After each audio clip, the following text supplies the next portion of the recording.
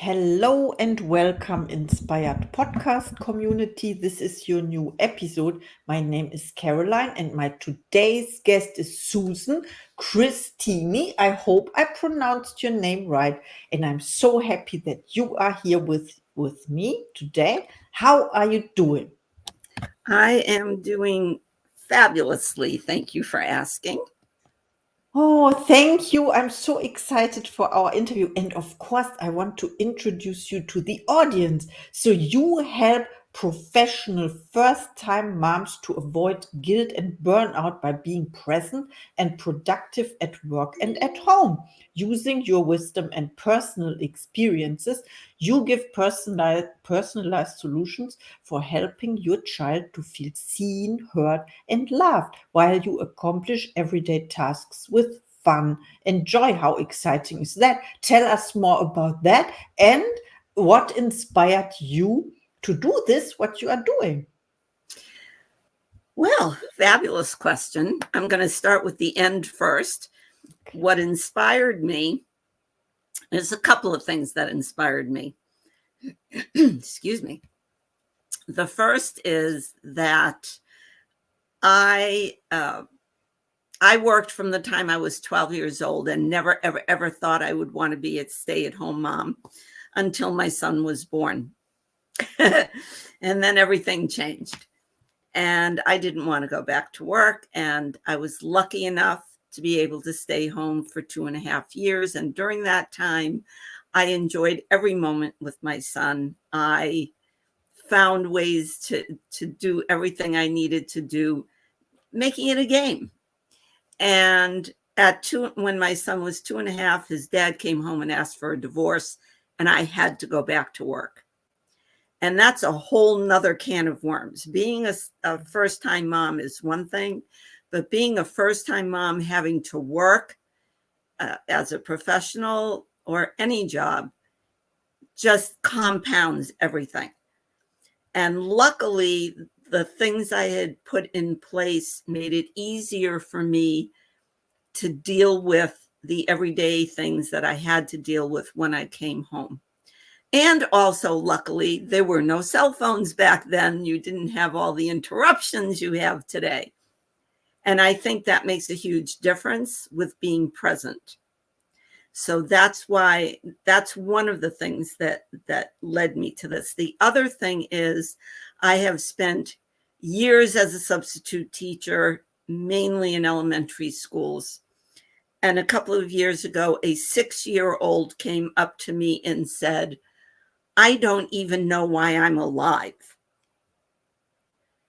Every time I say that, I get goosebumps. And what went through my head at that moment was, no child should ever feel that way. No child should ever question why they're here. They're here to be seen, heard, and loved. And living life in joy belongs to every child. That's what made me want to do this. So Oh, yeah. I don't know if there's anything else I was supposed to answer. Oh, it was so good, your answer, and very impressive what you said. So true. Yes, being seen and heard and loved. This is the essence. What we as mothers are supposed to give to our children. As you mentioned, it's not always, let's say, so easy. So let's say it's not always easy. We can give our best, of course. And I'm happy you are doing this for others. My next question is, who inspires you in terms of, do you have or do you had coaches, mentors? Who was the best coach you ever had? Can you share this? I've had a lot of fabulous coaches who have helped me come to terms with who I am. And it's only recently that I realized that what's driving me is that I, as a child, did not feel seen, heard, and loved. To my mother, I was invisible. I wasn't listened to, and she had no time for me. And luckily, my grandmother lived with us, and she kind of raised me. So, yeah. But if I had to choose one person who affected my life more than any other, I would say it was my 6th grade teacher, Mrs. Irving. She was the most amazing woman I've ever known. She taught us not just subjects. She taught us how to be good citizens. She taught us how to be good human beings. She was, I think of her almost every day. And I mean, she wasn't afraid to show her emotions. She wasn't afraid to share things with us. She was an open book. She was loving. She was caring. She was fun. Just one quick example, and you'll get what I mean. So remember, this is before the internet, when all we had were libraries with the cards, you know. One day she said, you have 50 nature and 50 science questions you need to have the answers for by tomorrow. That was it. No instructions, no nothing. So a group of us said, let's meet at the library. And we met at the library, and each person took 10 questions to look up, and then we put all our answers together. We, you know, all of that stuff. The next day she says, okay, you have 50 more of each. And we went off and did the same thing. We come in the next day, she says, what did you learn? What did you learn?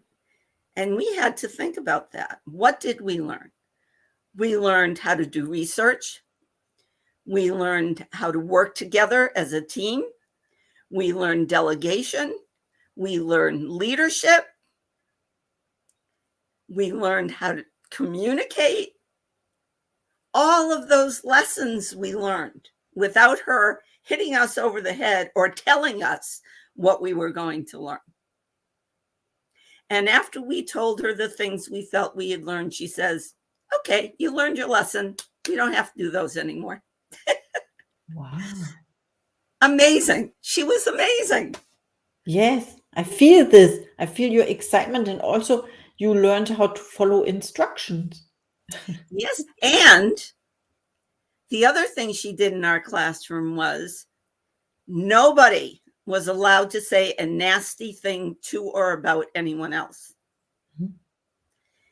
If they did, we all of us were disciplined.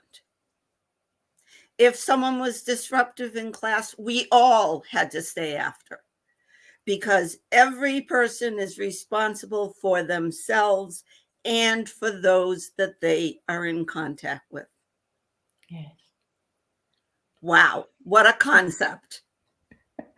Yes. I loved her. I loved her. I adored that woman. I adored her.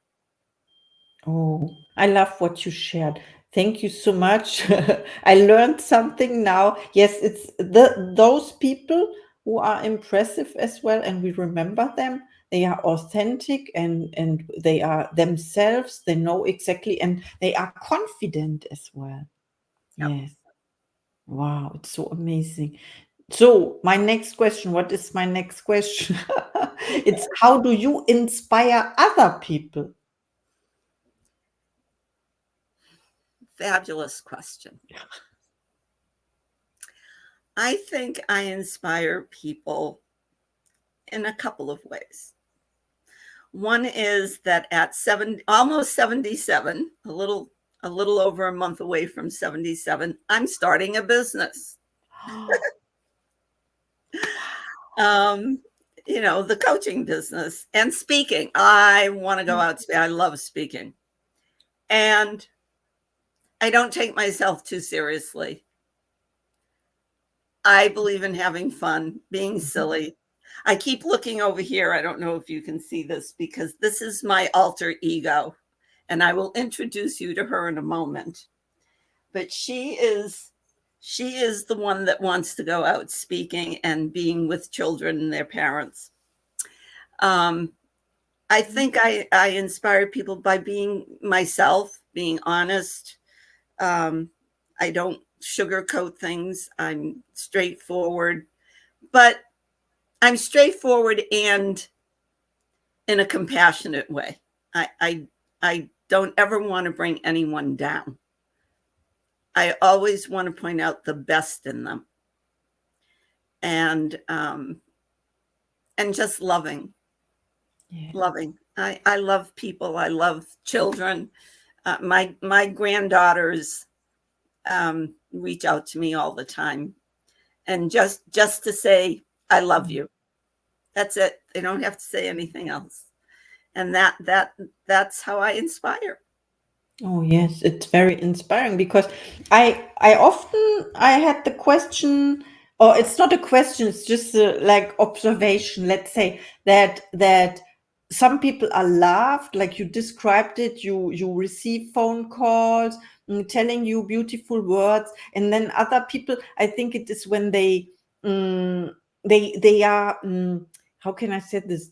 They are like closed, when the heart is closed, and mm, they have a heart like a stone, and they are not vulnerable, and then other people don't want to be in contact or to reach out. I witnessed this, let's say, with my with my own children. So I have, okay, I can tell you, I have two boys. They are 15 and 18 years old. You have to know this. And then I have, of course, my mother, which is their grandmother, and I was thinking about it when you were speaking, and there is not such a relationship that they love to call. We are not living close together. It is like 6-7 hours drive, so you are driving all the time. I see her 2 times a year or something. And then I was asking myself, yes, it is something we would love to see in this world, people calling each other, telling beautiful things, and then how can we change it if it's not the case? Pick up the phone. I my youngest granddaughter, who is now 24, I think. I lost count. Um, she has had her son a year ago. He was born 2 months early, and he's wonderful. He's beautiful. He's caught up with his age level, all of that. And one day she sent me a note, and she said, "Can we meet on uh, Messenger video? Because I miss you, and I want you to see Leander." I said, "Sure." So we met on, we have the technology today. You don't even just have to pick up a phone and talk. You can see each other. Yes. And it's a choice. Just pick up the phone. And while you were talking about a stone heart, I was thinking, I have this sitting on my cocktail table. Beautiful. It's a crystal heart that a friend of mine gave me. And that's the kind of heart you want, one that's transparent. One that's transparent. That's what I think. Oh, I love it. You Reach can out. Reach out. feel. That's all you can do. I have to share one other story with you real quickly about Please. reaching out. I worked in the computer and defense industry for years. I call myself I call myself a recovering engineer. And I used to walk into this area I worked in, the door would clang close behind me. It was a locked door. And I would walk in and say, "Good morning to everyone." That's who I am. I say, "Good morning to everyone."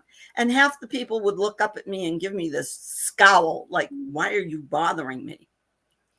And one day I'm sitting in my cubicle and I look up, and one of the gentlemen is standing there looking in.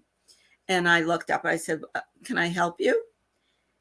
Now, this gentleman had to be in his late 60s, if not older.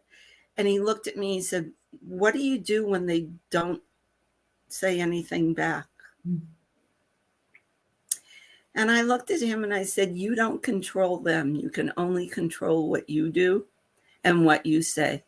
The rest is up to them. It's not about you. It doesn't stop me. I still say hello to everyone. I still smile at everyone. You can only be you.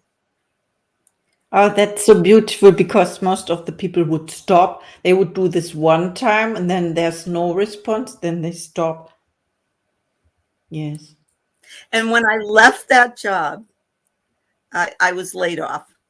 When I left that job, as I was cleaning out my desk, I was listening and realized that these people who got angry with me for saying hello to them and interrupting them and didn't say a word were all talking to each other.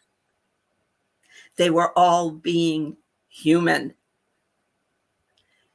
And I laugh because I believe that was my mission at just about every job I've ever had, is to remind people that they are human beings and that communicating with each other is important. And now I carry it to moms and their kids. You know, it's what I do. It's who I am. Not going to stop.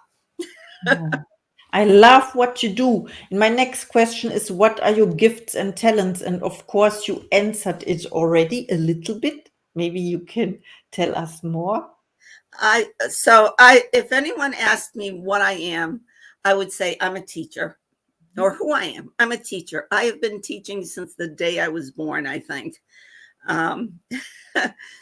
My poor mother had to deal with a very logical child, and my mother was not logical. But I am a teacher. I don't know how not to teach. And that may sound funny, but I mean, no matter what I'm doing, I'm teaching.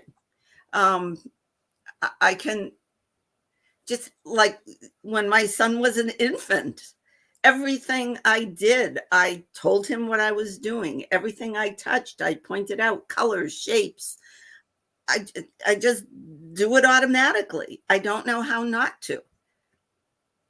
So I'm a teacher. I teach. I love this. So what would you say is the difference between, I mean, only in words, like to teach and to share? Because you share your knowledge, when children learn how to speak, then you teach the words. What is the difference? I think sharing is teaching. Everything you do and say, your child is picking up like a sponge. Everything. Yes. Everything. And you have no idea. I mean, so another story. When my son was around 2, before I went back to work, we used to go to the library, and he had a favorite book. We must have taken it out of the library 100 times, if not more. And on the inside cover were all these roads with cars and trucks and buses, all these vehicles on it. And I'm sitting there with him one day in the library. And now remember, he's 2 years old. He didn't start talking till he was 16 months, but that's another story. So I'm pointing to the cars and I start counting 1, 2, 3, 4, and I go, and then I stop and he keeps going. There were over 200 cars. He counted them all without making a mistake. And the librarian stood there with her mouth open, like, how long has he been able to do that? And I looked at her and I went, I don't know. I had no idea he could. He picked it up because he heard me doing that all the time. He knew how to count by tens when he was 2 years old. He had an adult vocabulary when he was 2 years old. I mean, picking him up from daycare when he was, I think, 3, and he's sitting on the bench with the teacher. And I'm thinking, what happened? And I walk up to them and she looks up. I said, is something wrong? She looks up at me with this dazed look on her face. And she goes, we're having a conversation. I went, oh, she says, you don't understand. a real conversation. And I looked at her, I said, yes, I do understand. So, sharing, doing, Yes. that's teaching. Everything you do and say is picked up by someone. Be careful what you do and say. That's so true. Thank you so much. I learned something. I have to re-listen to this episode, of course. It's not finished yet. And of course, I have another question. You talked about starting a business and maybe you set goals as well for yourself. Or intentions? Maybe you set intentions. What is one of your goals in 2024? Well, I would like my business to be, I want my business to be profitable. I would like to not have to work if I don't want to, although I can't see me not being with children every day. I still work, by the way, as a substitute teacher in an elementary school, and I'm starting to work at a daycare 2 days a week because I love being with children. I went off script there. So my intention is to have a profitable business, but more importantly, my intention is to reach as many moms as I can, to change as many children's lives as I can. My granddaughter sent something on Facebook just yesterday, something about let's raise a generation of children who don't have to heal childhood wounds. Yes. And I read that and I went, yeah, that's what I'm doing. That's exactly what I want to do. So that is my intention. By the end of this year, I want to have reached at least a minimum of 25 families that I've been able to influence and change. Have all these people, these children feeling joy and the moms feeling joy. And having said that, I'm going to introduce you to one of the things that brings me joy and is a lot of fun because I like fun. Have you ever heard the expression that you're no longer a spring chicken? No. So when you're younger, you're considered a spring chicken. Like a spring chicken is young and tender. And okay. So I call myself an autumn chicken. Oh, I I love am it. no longer a spring chicken. I am an autumn chicken. And what does that mean? It means I'm wiser. Mhm. I've learned to keep my head on my neck in the barnyard. And I have lessons to teach. And so this is my autumn chicken. And this is how I want to go out and meet children and speak with them. And I'm writing a book. It's a children's book. And I want to go out speaking and sharing the stories with the children and having conversations with them that their parents listen into. Yeah. And then have a conversation with the parents afterwards about what they observed, what they heard, what things they might want to do differently. So that is how I want to build my business. I love that. That's my intention. That's my goal. This is who I am. This is how I'm going to bring it out there to the world. And I love it. It makes me happy. Oh, Because it's you know very what? I inspiring. deserve joy too. Yes, yes, of course. Joy and fun. You talked about fun. And I also saw you are present on social media. I followed you everywhere. It was Instagram, LinkedIn, and it was Twitter. It's called X now. And I have one last question for you, of course. When people reach out to you, and they will after listening to this episode, do you have special offers or services for the Inspired podcast community? Well, as I said, I'm just beginning. And what I would offer is a 15-minute conversation. Just a 15-minute conversation on how I can help them, moms, parents, have more joy in their lives and give up, just not be so stressed out. We are all too serious. We are all way too serious.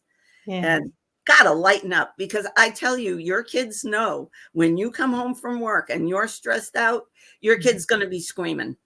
Your kid's going to act up because they sense it. They don't know what it is or why they're feeling that, but they know they're feeling something that isn't nice.